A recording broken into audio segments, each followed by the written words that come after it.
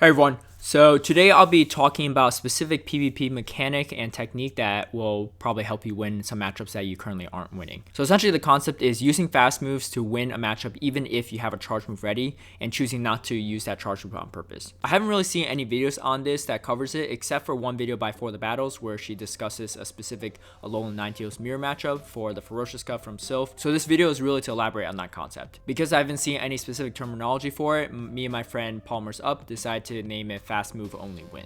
Essentially what fast move only win is that whenever you use a charge move, your opponent is able to get in an extra fast move no matter what the situation is. So what this means is whenever you use a charge move, your opponent will be up slightly ahead on energy and will also be able to get one more extra fast move in of damage. This happens across the board in all matchups anyway, so it's not a huge deal that you're using charge moves because it's not a significant advantage to your opponent in most scenarios, but there are certain scenarios where this is particularly important. So I'm going to show you some examples to really illustrate my point and so you can kind of understand what I'm talking about. So in this matchup, I'm going to use Granbull against Palmer's Up's Skuntank. And what you can see right here is Granbull wins this scenario if Skuntank uses one charge move, right? And so if Skuntank does not use a charge move, Skuntank actually wins, right? And so I'm going to show you this scenario where Skuntank's actually going to use charge move. And so right here, I'm going to shield a Crunch. And even though Crunch is resisted, it's going to put me low enough that they can just poison jab me down after this. So I'm going to shield the Crunch. And then as you can see right here, I get an extra charm in right before Palmer's Skuntank is able to do another poison jab, right? So I win with Sliver health and I have a lot of energy for my charge moves, right? So I'm going to slow-mo this down for you so you can kind of see what the situation looks like. So right after this Crunch, you're going to see that I get in an extra charm from my Granbull, right? And that charm damage is actually the deciding factor because you see that I'm pretty much one fast move ahead in health against his Skuntank, right? So let me show you the scenario of if his Skuntank doesn't shield or doesn't use a charge move, right? And so this is why it's a particularly important concept because in this league matchup, you essentially decide who has switch advantage and who doesn't, and you know who has energy for the next Pokemon. So right here, I'm not going to drop a charge move, and he's not going to drop a charge move either. And you see right here, the Skuntank actually takes out my Granbull, right? And so that's a very specific niche matchup, but let me show you some mirror matchups to kind of elicit this point as well, right? So Haunter versus Haunter. And so in this scenario, what we're going to do right here is just show you that both Haunters are able to take each other out if you just go strict fast move, right? So there's no like significant health disadvantage or any break points, bulk points, etc., right? So as you can see, if neither of us use charge moves, neither of us shields anything, nothing happens, right? We just both KO each other simultaneously, which makes sense, right? So right here, we're gonna have one person use Shadow Punch. So in this scenario, I am, and so obviously, if this doesn't go shielded, it's going to take out his Haunter. But instead, Palmer's is going to shield this, and you're going to see that he actually is able to throw a Shadow Claw right after, right? So now his Haunter, and I'm going to slow-mo this for you. I use my Shadow Punch, right?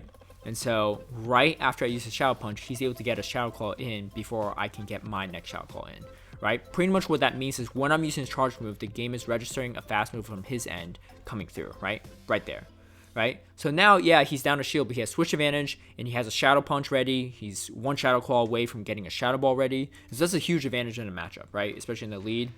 And so same thing, Lucario, we're going to both do this mirror matchup. We're going to show you that head-to-head with our Lucarios is going to take each other out just to make sure there's no significant discrepancies between the two Pokemon we're using, right? As you can see, they both get taken out at the same time. Sometimes the animations get slightly off, but the actual damage is still being output on each side evenly. Unless there's any significant lag issues, that should be the outcome.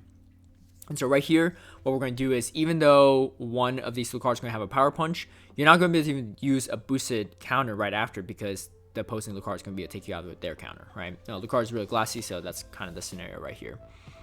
And so right here, you'll see he gets a counter in right after, right? And so I'm going to slow-mo for you just so you can see right there, right? So once he shielded it and I use my charge move, the game is registering him to have a fast move right after my charge move. And there's nothing I can do about that. You know, I can't shield his counter, obviously. So I lose that switch advantage. He has down a shield, but now he has energy for his own Power Punch. And so in this scenario, I'm going to shield, right? I'm going to show you the flip side just to see kind of both sides of what it looks like. And so in this one, actually, what's interesting is I actually got my counter in before his charge move registered, right? Sometimes the game will register the fast move right before, sometimes it'll put in a fast move right after. Either way, you're going to get an extra fast move if your opponent's using charge move and you're not, and vice versa. So I'm going to slow this down. Right before he used the charge move, you'll see that right here I get an extra counter, right? But you see that that counter actually didn't do any damage to him. The reason is because the game hasn't registered that damage yet, and so if I didn't shield this, his health would remain the same, right? But because I shielded it, that damage is going to register right after, right? So you can see my Lucario didn't do an extra counter, but it did the extra counter beforehand, and that's why it's able to take out my opponent's Lucario. So same thing right here with Alolan Ninetales. We're going to go with a straight mirror matchup right here and just kind of show you that both Alolan Ninetales are, even in pretty much health or how much it takes to take each other out with charms. And so, like I said, sometimes the animations get slightly out of sync, but the actual damage is still being registered at the same time on both ends. So as you can see right here, boom, both of us get taken out at the same time. Now, in this next scenario, what I'm going to show you is when I shield his Ninetales and kind of, how I'm able to take his out and still have energy for the next Pokemon, right? So obviously in mirror matchups, it's very important this concept is very important for the most part, especially when you have Pokemon that are doing a lot of fast move damage, right? If you have something like, I don't know, like Bastiodon, like there's no reason for you to just use only smackdowns, right?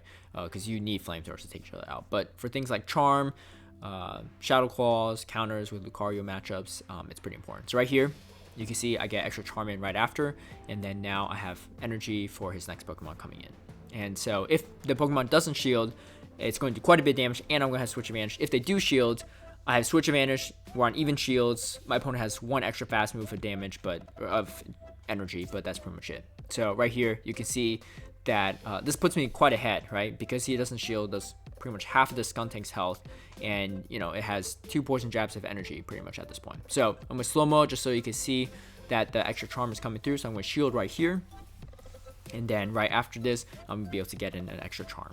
Right, and then that's what's going to put me ahead and take his Ninetales out right there. So using a lot of the times when you're using this, it's actually probably towards the end of a match. So I'm going to show you an example right here of when I was doing GBL the other day. So I have a Toxicroak, and I'm going to take out this Shiftry. I'm going to get to just a Mud Bomb in time, right? He's going to bring in a Registeel, and I need 6 counters. So 2, 3, 4, 5, right? So I can't get to a 6 counter, right? And my opponent still has 1 shield up. So I'm going to replay for you so you can see what I mean, right? So Registeel had 1 shield, so I need to get 2 Mud Bombs to actually make that Mud Bomb worth it, right?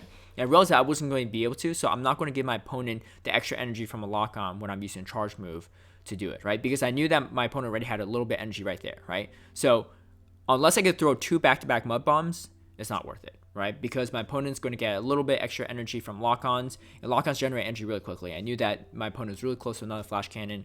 Had I not done that, I might have lost the match, right? I might have gotten Flash Cannoned, and I would have dropped a charge move that wouldn't have done any damage anyway because my opponent can shield it. And so in conclusion, what this really means is that there's probably some scenarios where if you're using charge move and your opponents have shield left, and you're not able to actually use any charge moves to do any damage towards the end, it's almost better just a fast move. Most of the examples I show you were in the lead matchup because it's a little hard to simulate the ends of matchups, but you can see the importance of pretty much holding on to your charge move and only using fast moves. Hopefully this video was useful. Overall, it's actually a pretty easy technique to do. You just have to be kind of cognizant and aware of situations when you have to use it. If you like this video, feel free to give it a like and share, subscribe for future content, and I'll see you all next time.